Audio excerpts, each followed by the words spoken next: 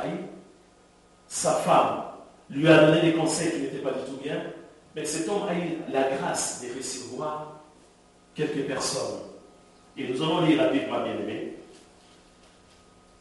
Job chapitre 2, verset 11 jusqu'à 13. Je lis rapidement.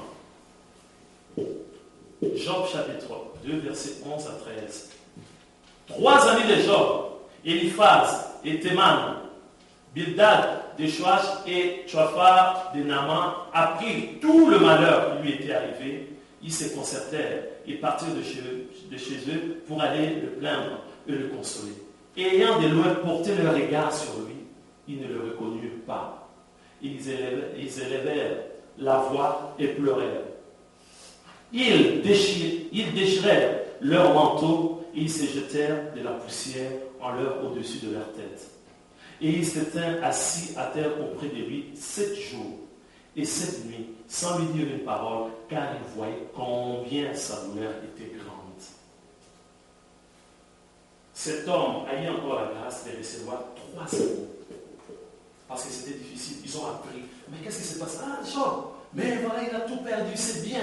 Il a perdu ses biens. Ou voire même ses serviteurs. Et tout. Et ses enfants. Ah bon, ses enfants aussi. Oh là là là, on donne notre visite. Nous sommes des amis. Amen. On a toujours besoin de ces amis pendant des épreuves. Que les amis soient là.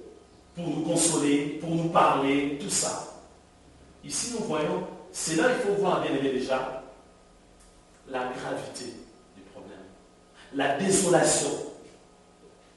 Ces gens, ils se sont présentés, de loin, ils ont vu déjà l'état de santé des gens. Ils se sont dit, non, c'est pas bon. Ils ont passé 7 jours, 7 nuits, bien aimés. Écoutez-moi bien, 7 jours, 7 nuits, sans lui adresser la parole.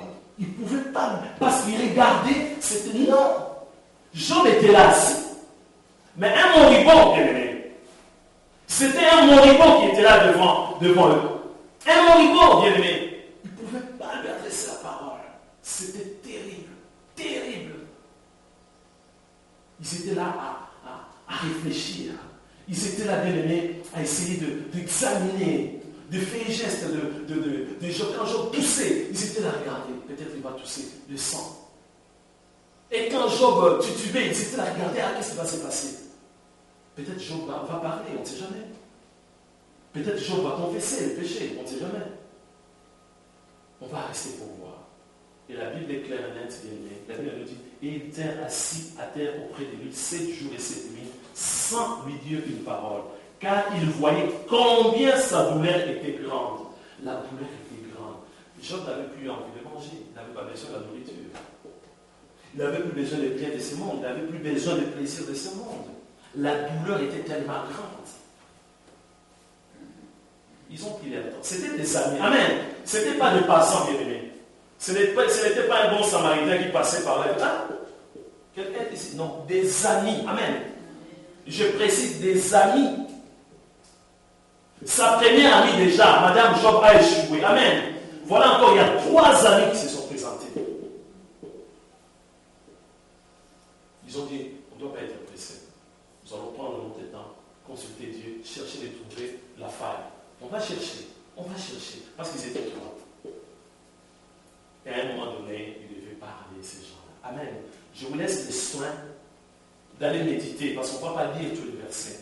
Mais je vous laisse les soins d'aller méditer chez vous à la maison, les propos d'Eliphaz, la première personne qui a intervenu, Job chapitre 4, verset 1 jusqu'à 11. La première personne qui a parlé. 7 jours après, les propos bien-aimés de le premier ami qui a intervenu bien-aimé, ils ont dit oui, on a entendu pendant 7 jours.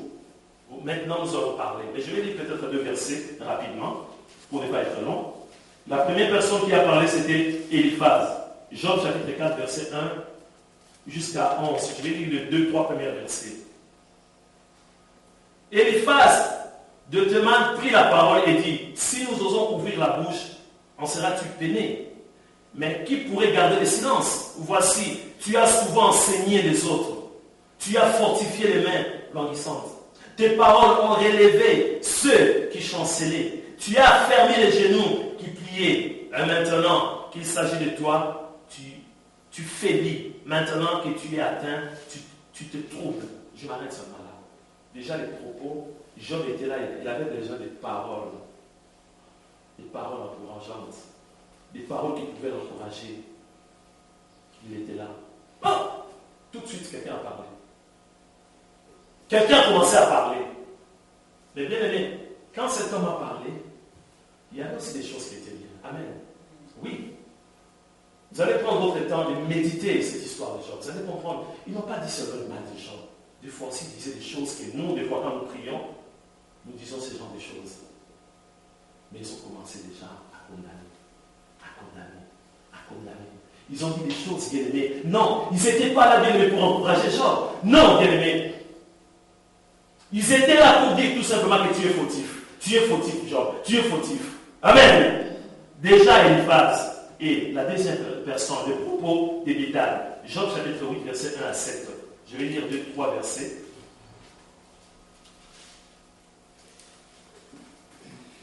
Voilà que la première personne a intervenu. La personne a parlé, il était dur, bien aimé. Ils étaient là pour enfoncer les clous maintenant. Amen. C'était maintenant enfoncer les clous. En finir une fois pour toutes avec Job. C'est fini. Il était donneur des leçons, il était là, c'est lui qui encourageait les gens, tout ça. Aujourd'hui, c'est son problème. Ils étaient là pour enfoncer très bien les clous. Aujourd'hui, c'est toi, c'est ton jour. Donneur des leçons, tu es là à dire, tu es bon, tu es un tel. Ils ont bien enfoncé, bien aimé. Job a intervenu, Job a parlé. À un moment donné, Job était là. Une deuxième personne a intervenu encore. Amen. Les propos de Bildad, bien aimé. Job chapitre 8, verset 1 jusqu'à 7. Je vais lire 2-3 versets. Bildad des Choix prit la parole et dit: jusqu'à quand veux-tu discourir de la sorte, et les paroles de ta bouche seront telles un vent impétueux? Dieu renverserait-il le droit? Le Tout-Puissant renverserait-il la justice? Je m'arrête là, bien aimé. Voilà pour les propos. C'était comme un couteau, bien aimé. Job a été poignardé derrière.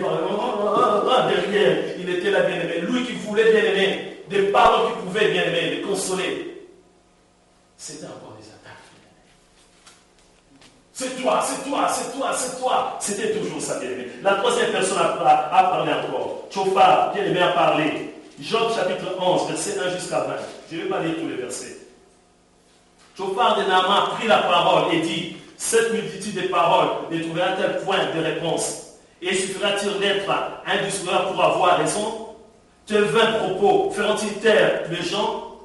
Te mourras-tu sans que personne te confonde? Bien, mais je m'arrête là. Lui encore, la troisième personne pouvait encore avoir des propos un peu, voilà, pour consoler moi. Mais ce n'était pas ça. Encore à l'air, qu'est-ce que tu dis là, toi? C'est-à-dire, il était mort. Quand on parle des amis, vous savez, moi, souvent ce que je fais, quand il y a un deuil, je ne me précipite pas pour aller conseiller les personnes. Pour aller dire, ah voilà, c'est non.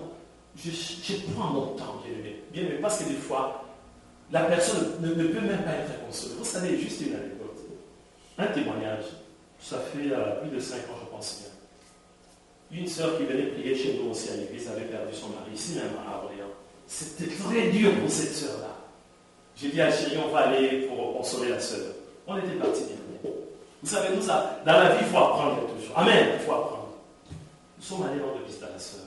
La sœur était là, elle pleurait. Chérie est partie, mon mari est parti, tout ça. Il dit, bon, on a donné les versets de vie. Et mon épouse a commencé maintenant à donner les témoignages. Écoutez-moi très bien.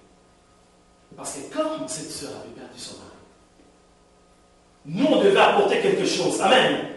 Et mon épouse a commencé à donner des témoignages. Parce que quand mon épouse a perdu ses parents, mon épouse a expliqué, voilà, moi j'ai perdu mon père.